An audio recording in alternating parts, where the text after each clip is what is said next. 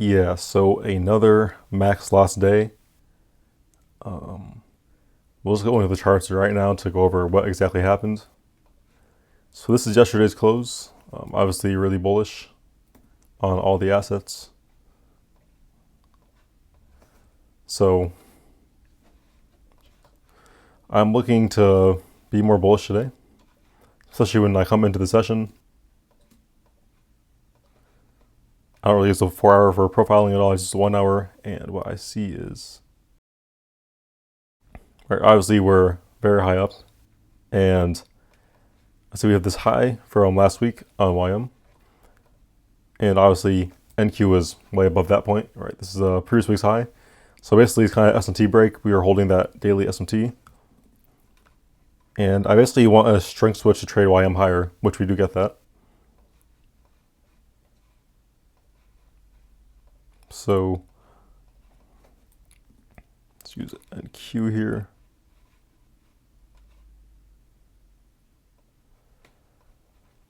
The strength switch that I was looking for was for NQ to trade into this 5 o'clock gap to make SMT fill, and for YM to leave it open. So that would be the strength switch for me. And also, I wouldn't mind if YM came back into this new week opening gap just to use as a support. All right, so we got the SMT fill. I guess I skipped forward a little bit too much.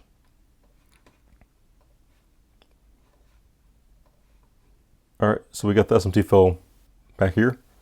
And I'm just waiting for a reason to long YM. So we already have that one stage, which is kind of a universal model, so we don't really need anything else. And on the lower time frame, we had this set of opposing candles I would have taken if we did close through, but we didn't. So I'll let the first minute of the open play out. And we did close over it. So I think I had to set a limit, I think right here or here. And we came back and retested it. Right, I started the recording a little bit late. Right, but yeah, my limit is like pretty much at these highs after the 1 minute close over. Yeah, come down pretty fast, kind of just chop around for a bit. It's not really moving. And then I go to the 5 minute, and we do close over on the 5 minute as well, so that means I can stay in the trade. If we fail to close on the 5 minute, I'd probably just get out early, but we closed over, so I'm in, and I have a better entry than I would have if I waited for the 3 or 5 minutes, so I'm feeling pretty good. This high is 3R. I'm going to take a partial there, and then this full TP is like 4R. And yeah, basically it just runs 2R, like 2.03R. And then it comes back and knocks me out break even. And I think the reasoning is because, well, first of all, R2I is just dumping. Let's open that right. Yeah, like at this time, like it's not really doing anything. It hasn't reversed, though NQ and ES, while they started off going lower than YM, they eventually turn around, right? You see they CSE as well, but R2I is just not doing anything, still going lower, chopping around. So I think that's why it's not moving the way I want it to. And then I kind of just forced some shit. So first of all, obviously, I get, all right, taking out break even, and then what I think I see is this. So on the way down, while I thought it was a retracement, we did make some gaps. So we have this SMT fill here with this 8 o'clock fair value gap.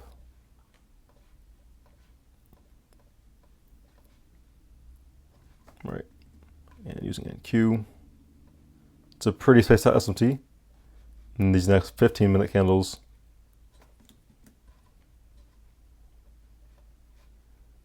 let's see exactly what time. Yeah, so we have the SMT fill here at 9:42. Right, and then YM is turning weak, which I mean, it's like a couple open, but yeah, basically then NQ, the first candle opens up and sweeps out this high, which is the previous 15 minutes, right? So we have NQ making the failure swing and then taking out a high, while YM is coming up high in the range and then leaving this failure swing. So obviously I ate the break even. It went 2R, which I don't think I can say I really regret it, because like it doesn't really make sense to partial before this. Like I've been trying to get more used to partialing at like actual objectives instead of just like a static 2R, because that'll really limit your trades. So it kind of is what it is, but I kind of do regret it because obviously it ended up spiraling. Like I just got a partial win and got enough for the day. But that's what I see, and then we kind of CSD here.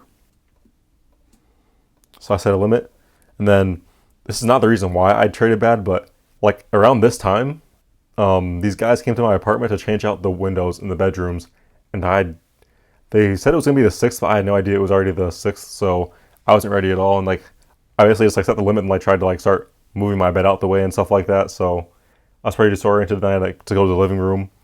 But either way, I probably still would have taken this trade because I was already thinking about this before they started knocking at the door. So that's just on me. It was a bullshit trade, fading my bias, when in reality it was just a retracement. And it sucks because it basically just retraced right down to the 5-minute retest right here. Right, and my entry was at like 42. And like it would have put me like 10 points in drawdown. But obviously I didn't want to take the drawdown because I was up 2R, which I mean that's a decent. Going break even at 2 hours fine. I don't really regret going break even, but yeah, then I took this trade. I got stopped out very quickly. This is also the CSD, which could have been a re-entry if I was locked in on long still. But I was kind of just disoriented because of the coupling with NQ. I thought NQ was strong right here. NQ was CSDing over, and I don't know. I think I screen recorded all of it, but yeah. So this is YM. I said that, then I just leave to go move my bed and shit. Yeah, I get stopped out before I even am done like moving around, and then yeah, I see NQ. At that point, yeah, it's just one loss, so I'm down like probably 400. Then I check NQ, it's CSing over, so I'm like, okay, I guess they're just switching strength for no reason. Get an NQ. Get triggered in here. And 412.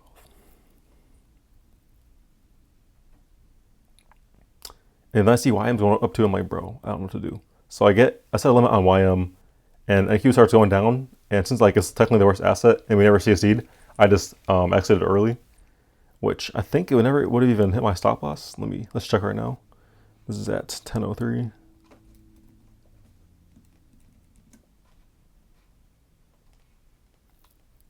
I wonder if I still have the drawing up. Probably not. 10:03. Oh no, so we would have stopped me out fully. So it was definitely a good like early exit, but it's just, I don't know, man. I was just having a really hard time. Then YMCCs again. Obviously the 3 minutes down here, but I missed it. But the 5 minutes here, so I took this limit. But by this point, I had lost like 700 for the day, so I only had like 300 or less of drawdown. And I did not adjust the risk. This is still like $400 of risk. And then of course, it makes this deep ass retracement into the order block for just because I was just bad price action that kicks me out. And that is the daily loss limit. Then I didn't even record after that, but I went to my Apex eval and I took some trades on it, hit daily loss limit. So I still have the account, but I just hit daily loss limit. Then I bought another eval because it's still 90% off, so that was like $35.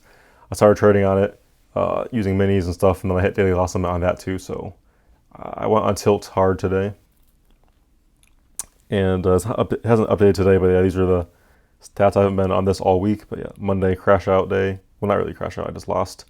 Yesterday had a decent day, got a little bit greedy, made most of it back, and now I am down bad. And right, as you can see from the drawdown, here I have like 350 left of drawdown, 330 here.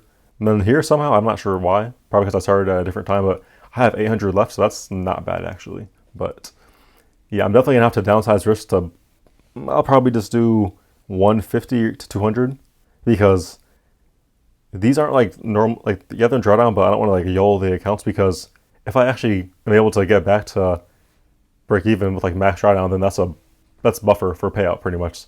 It's not like when I started the channel where I was deep in drawdown and getting it back to buffer would just be me being at break even, then I have to like still make another 2,000 to get to buffer. If I make this, well, like basically 2,000 again, then I can get a payout from there. So I definitely want to try to take these slow. This account down here, I don't really know. This is behind, so I might honestly risk more on this one, but yeah, it's just not looking good. There's 2 Apex evals. I'm just going to save them for NFP and try to OSOC it. If you know what that is, then you know. If you don't, it's fine. But yeah, I'm also like, I didn't even try to trade gold, but I'm just not even gonna look at gold anymore because I don't know. When I just main indices, I can't even be bothered to look at gold. I hate looking at like multiple asset classes. I'm already watching four at once, so gold, I'm probably not gonna watch it unless like maybe my friends point it out and it's super clean to me. But for the most part, I'm just gonna leave it alone and stick with indices. Today could have easily been a winning day, whether I just took the break even, then got the re-entry right here, which still would have, yeah, that's massive retracement, but I could have got 2R to this high if I extend my TP or make my stop loss a little bit smaller. Some of my friends took this. Yeah, so I took this trade too. And if I didn't take that NQ loss, I would have, and the YM loss, I could have actually made money on this because I had my stop loss on the wick where they had it on the body. So I would have stayed in, and then, I don't know if it probably went 2R by now. So it hit this high, you can't really go break even, hold it. Okay, yeah, it's probably just gonna chop the rest of the day, but I could have ended the day at least break even or better. Instead, I'm down 1,000 and I have barely any drawdown left. But yeah, I'm gonna take these accounts seriously. I don't really want to buy a bunch of evals and everything, but yeah, this is tough. Then I'm not 100% sure yet, but for these accounts, since they are like on life support, I might maybe not trade the open. Like let the first 15 minutes pass, but I'm not sure because really it hasn't been a problem for me. Like even today, I technically didn't lose anything during the open, so I don't know. I'll probably keep on doing it, but yeah, then like this other strategy of like let the leading asset take something and wait for the string switch. That's what today was. It's just the string switch to catch up formed before the open. So really, the sequence was high probability today. Delivery was not that good, and I just couldn't control myself. So obviously, no one to blame but myself.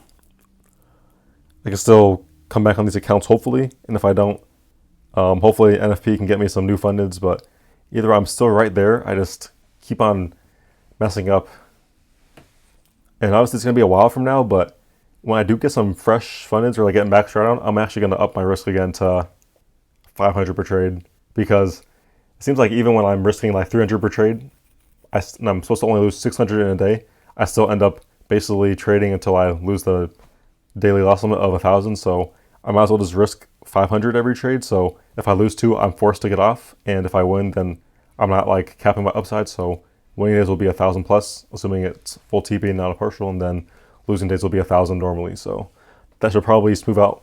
That will probably smooth out my equity curve and profit factor. But yeah, I just need to be more. I don't know. It's hard. I didn't do anything wrong today at first, really. Like the first trade was fine. The second trades, and this is the trades after that, was where I messed up. Like, yeah, I didn't, just like Monday, I didn't really mess up my process, like at first at least. So the first trade was fine. Maybe not the best just because I'm using like the 1 minute closing over a 5 minute level, but it worked out obviously. And yeah, then after that, the short was just stupid. I need to like make that a concrete rule not to like fade my bias, especially because I had no reason to. Like that string switch was like random. And then, yeah, obviously just I'm taking NQ because I thought the strength was switching when I don't think there was any like sign on the somewhat higher time frames. Like there was no PSP or anything that told me to do that. Like, yeah, YM was bullish all until 10 o'clock, so there's no way. And it didn't sweep out any low, so there's no string switch here for me to take NQ, even if it was a lower time frame string switch for no reason. So yeah, I just messed up today in that regard. But at first it was fine, it was looking good. I thought it was gonna be a smooth day. Like I said, I logged out so I can't even show you, but like you saw in the video, YM ran pretty good at first, and like I said, it was like 2.03R. I think I have my limit right here. Stop was somewhere around here. So let's see it, just make it so it was basically like this. I think I had 11 contracts on too. I had 8. I must have de-risked for some reason. Maybe because it was the open trade, I didn't want to take full size. I don't know. Yeah, right here. For some reason, I risked 8 contracts.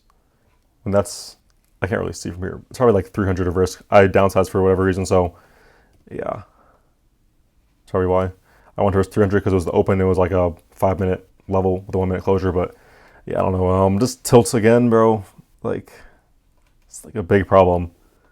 But I think obviously right now I'm not going to be risking 500. But when I do either get these back up or get some new fundeds, I think that will kind of help me out with being more careful with my trades, because you can't really tilt if you're risking 500 every trade, because if you take a stupid trade and then lose, then you're just done for the day. So it's kind of going to ensure that I take trades within my system and that all my winners actually contribute more heavily.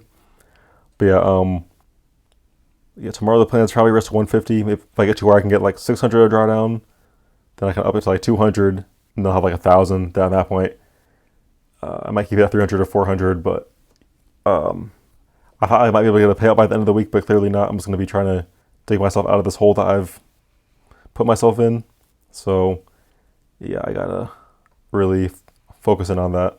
But it's pretty much it for me today. Pretty disappointing day. It was a bad price action, but still like bad performance by me. And yeah, I'll see you guys tomorrow.